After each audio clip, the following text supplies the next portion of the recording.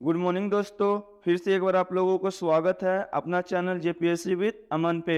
आज का जो क्लास है यह सेमेस्टर 4 वाले स्टूडेंट के लिए हेल्पफुल रहेंगे जिनका कोर फेवरेट पॉलिटिकल साइंस है। आई होप यह क्लास आप लोगों को बहुत अच्छा लगेगा। चलिए आज का इंपॉर्टेंट क्वेश्चन को देखते हैं। सामूहिक सुरक्षा से क्या समझते हैं और सामूहिक सुरक्षा एवं शक्ति संतुलन में समानताएं एवं अंतर को विवेचना करें। तो अगर इस टाइप का अगर क्वेश्चन आता है तो सबसे पहले ध्यान दीजिएगा कि आपको क्या लिखना होगा। सामूहिक सुरक्षा का क्या लिखना होगा, क्या समझते हो वो लिखना पड़ेगा। उसके बाद सामूहिक सुरक्षा और शक्ति संतुलन में क्या लिखना, समानताएं और अंतर दोनों लिखना पड़ेगा। तो इसलिए सबसे पहले आप लोग क्या करेंगे, हम लोग परिचय से आंसर को स्टार्ट करेंगे। थोड़ा हम बता दें, सामूहिक सुरक्षा कहने का मतलब होता है सामूहिक रूप से सुरक्षा करना। मान ली कोई भी देश पर मान ली कोई आक्रमण कर दिया तो उसमें सभी देश मिलकर उस आक्रमणकारी देश पर आक्रमण करता है, तो इसी को बोलते हैं सामूहिक सुरक्षा, है ना। और शक्ति संतुलन कहने का मतलब भी यही होता है कि एक अपने शक्ति का प्रदर्शन करके किसी राष्ट्र पे अपना प्रभाव करना, है ना। तो यही दोनों के बारे में अभी हम आप लोगों को डिटेल बताने वाले हैं। सबसे पहले देखते हैं हम लोग परिचय। चलिए देखते हैं। सामूहिक सुरक्षा के विचार का आरंभ जो होता है वह 17वीं शताब्दी से माना जाता है। कब माना जाता है? 17वीं शताब्दी से माना जाता है। किंतु सामूहिक सुरक्षा पद्धति का जो वास्तविक रूप है ना वो 20वीं शताब्दी में हमारे सामने आया, ठीक है। लेकिन स्टार्ट कब से माना जाता है? तो 17वीं शताब्दी। लेकिन रियल में कब स्टार्ट माना जाता है? तो 20वीं शताब्दी में ना। और जो सन 1910 में अमेरिकी राष्ट्रपति थियोडोरस रूजवेल्ट ने कहा, क्या कहा कि यह एक महत्वपूर्ण बात होगी। क्या होगी? महत्वपूर्ण बात होगी यदि महाशक्ति जो शांति में विश्वास करती है, जो शांति में क्या करती है? विश्वास करती है, और एक शांति संगठन बना ले जिससे न केवल उनके मध्य ही शांति रहे वह न किसी दूसरे राष्ट्र द्वारा उसके भंग किए जाने पर यदि आवश्यक हो तो वे सामूहिक रूप से बल का प्रयोग कर सकते हैं। मतलब एक जो अमेरिका राष्ट्रपति थियोडोर रूजवेल्ट जो थे उनका यही मानना था 1910 में ही, ठीक है, कि एक सामूहिक शक्ति बना लेना, अगर कोई आक्रमण करेगा तो सबको मिलकर उस पर क्या कर दें, हम लोग आक्रमण कर सकते हैं ना। यही एक्चुअल में तो मीनिंग तो यही होता है सामूहिक सुरक्षा का, है ना। आगे देखिए कि सामूहिक सुरक्षा व्यवस्था को लोकप्रिय बनाने का जो है ना, तो प्रथम विश्व युद्ध में राष्ट्रपति वुडरो विल्सन की भूमिका मतलब इसको जो लोकप्रिय प्रसिद्ध कब होता है ये सुरक्षा, ये होता है जब हम लोगों को फर्स्ट वर्ल्ड वार जब चलता है तब का बात का 1914 से लेकर 1918 में होता है ना, तो उस समय होता है, ठीक है। लेकिन सन 1945 में संयुक्त राष्ट्र संघ की जो स्थापना है वो भी सामूहिक सुरक्षा के सिद्धांत पर ही की गई थी। तो ये सब पॉइंट को आप लोगों को क्या करना है, एक एक करके याद रखना है। चलिए नेक्स्ट। और सर्वजन वर्ग का मत है कि एक सुप्रतिष्ठित अंतर्राष्ट्रीय व्यवस्था के आधार पर हमले को रोकने के लिए यह विभिन्न राज्यों द्वारा सम्मिलित कार्यवाही करने का एक साधन है। एक सामूहिक सुरक्षा जो होता है ना कि बहुत सारे मतलब हमला जो होता है उसको रोकने का एक क्या होता है, एक कार्यवाही होता है सामूहिक सुरक्षा, है ना। इस बात को आप इसका संक्षेप में भी हम बता देंगे कि इस संक्षेप में सामूहिक सुरक्षा का क्या आशय है। देख सकते हैं पहला पॉइंट इसमें लिख सकते हैं कि किसी एक राज्य पर किया गया आक्रमण सब राज्यों पर आक्रमण माना जाएगा। अगर मान लीजिए कोई भी आक्रमण एक राज्य पर करेगा, मान लीजिए मतलब एक देश पर कोई मान लीजिए आक्रमण कर दिया तो पूरा देश पर आक्रमण समझा जाएगा। तो सब देश मिलकर क्या करेंगे, उस अकेले राष्ट्र पर क्या करेंगे, हमला करेंगे, है ना, याद रखिएगा। तो किसी राष्ट्र विशेष, दूसरा पॉइंट देखिए, किसी राष्ट्र विशेष की सुरक्षा अकेले उसी राष्ट्र की चिंता का विषय नहीं है, ठीक है, बल्कि वह समस्त अंतर्राष्ट्रीय समाज का चिंता विषय होगा। मतलब एक राष्ट्र की चिंता नहीं है, पूरे राष्ट्र का जितना भी उसमें समूह में सम्मिलित है, ठीक है।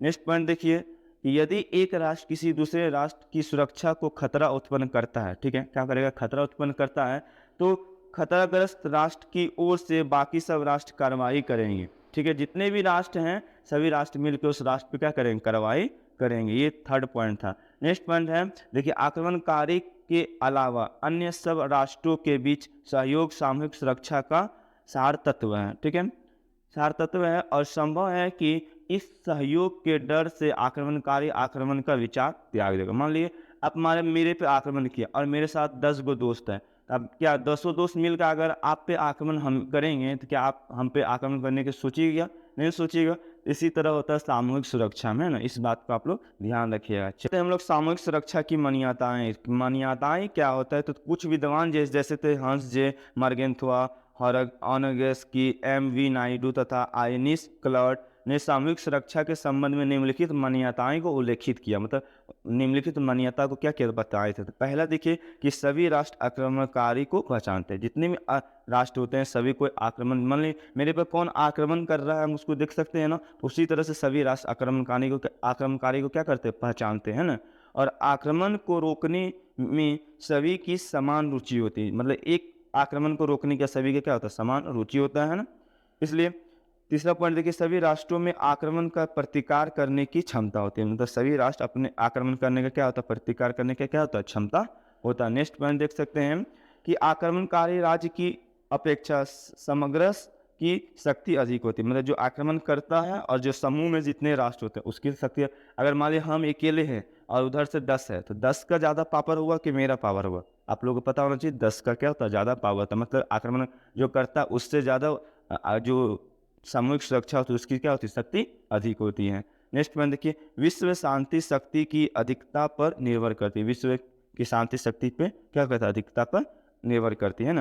नेक्स्ट पॉइंट देखिए, राष्ट्रों को पारंपरिक मतभेद भुलाकर आक्रमणकारी के विरुद्ध सामूहिक कार्रवाई करने के लिए सदैव तत्पर रहेगा। मतलब जो भी जितने भी राष्ट्र होंगे सबको सब कुछ प्रॉब्लम को भूलकर आक्रमणकारी राष्ट्र को क्या करेंगे, सदैव तैयार रहेंगे विरोध करने के लिए, है ना।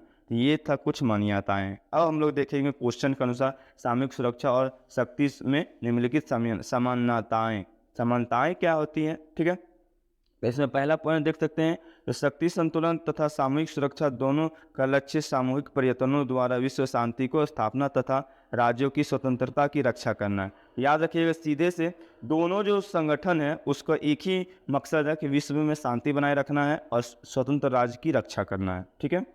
पहला पॉइंट इसमें देख सकते हैं, दोनों की विचारधाराएं शक्ति के विचार पर आधारित होता है। दोनों की जो विचारधारा है, क्योंकि सामूहिक शक्ति मतलब शक्ति के ही विचार पर रहता है तथा इनमें राष्ट्रों की पारस्परिक शक्ति का अनुमान लगाया जाता है, ठीक है। इसमें राष्ट्र का जितना भी शक्ति है सबको अनुमान लगाया जाता है, ठीक है। तीसरा पॉइंट की शक्ति संतुलन का अर्थ शक्ति के समान तथा असमान वितरण दोनों रूपों में लिया जाता है, ठीक है, दोनों रूपों में लिया जाता है। और संतुलन का अर्थ अपने विरोधियों के मुकाबले में शक्ति प्रधानता से ही अधिकतर लाया जाता है, ठीक है। और सामूहिक सुरक्षा के लिए शक्ति अधिकता एवं आवश्यक शर्त है और शक्ति संतुलन तथा सामूहिक सुरक्षा दोनों शक्ति की अधिकता पर ही बल देता है। मतलब दोनों में यही समानता है कि दोनों शक्ति पर ही कार्य करता है। जैसे मान लीजिए मेरे पास, उनके पास कितना पावर है, इसके पास कितना पावर, तो सामूहिक शक्ति संतुलन शक्ति और सामूहिक सुरक्षा दोनों किस पे आधारित है, तो शक्ति पे आधारित है। ये इसका एक समानताएं था, ठीक है। नेक्स्ट पॉइंट देख सकते हैं कि दोनों ही सिद्धांत, जो दोनों सिद्धांत है यथास्थिति कायम रखते हुए अंतर्राष्ट्रीय व्यवस्था में स्थायित्व, शांति व सुरक्षा बनाए रखता है। मतलब ये लोग काम ही होता है अंतर्राष्ट्रीय मतलब विश्व में शांति बनाए रखने का, ठीक है। नेक्स्ट पॉइंट देख सकते हैं कि दोनों ही सिद्धांत आवश्यकता पड़ने पर युद्ध करने के लिए तैयार रहते हैं, ठीक है। यद्यपि दोनों का लक्ष्य शांति बनाए रखना ही है। दोनों का जो लक्ष्य क्या है, शांति बनाए रखना है। नेक्स्ट पॉइंट देख सकते हैं कि शक्ति संतुलन तथा सामूहिक सुरक्षा दोनों शक्ति को नियंत्रित करने का साधन है। दोनों जो होते हैं शक्ति को नियंत्रित करने का क्या एक साधन है, ठीक है।